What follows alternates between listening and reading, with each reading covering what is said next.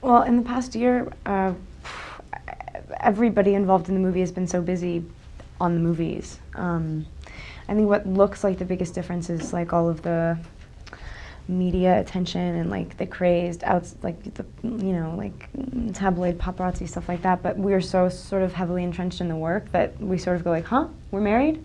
Oh, I'm pregnant? Cool. So my life has changed in that I'm able to. I've never had such a focused energy on anything. I've never had to put so much into something for such a long period of time. I feel like I really trust myself without entirely knowing myself. I think she acknowledges that she's young and sort of, especially in New Moon, because of the sort of very ideal idea of love that we present in Twilight. The fact that that is sort of shattered makes her very, very much more self-aware, and I feel like she doesn't make excuses for the mistakes that she makes, but she acknowledges that she's absolutely made mistakes, but they were always coming from a real place. And I've made a lot of mistakes, but I've never not been true to myself, and I've never not been honest, and so I'm not ashamed, and I can really appreciate that about her.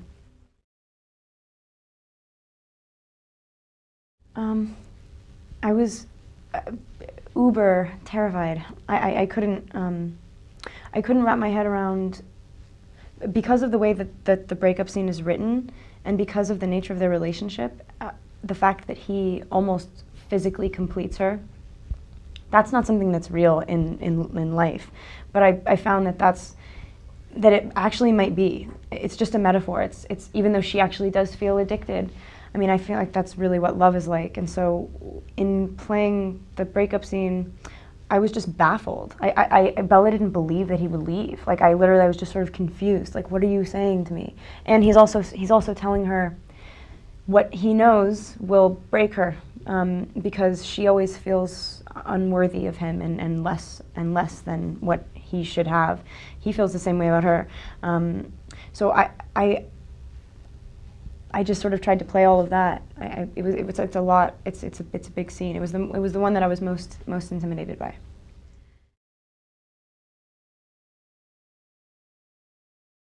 It's terrible that she has to discover that.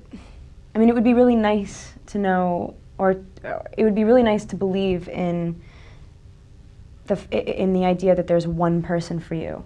I don't think that that's true. I don't think it could be. I think that that would be such, that we would be living in such a sad place if there was literally, because what if you never found that person when there are so many people, you know.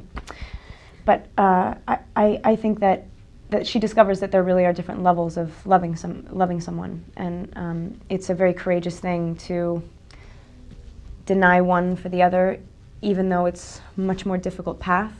It's what she actually needs, and it's a pretty strong move.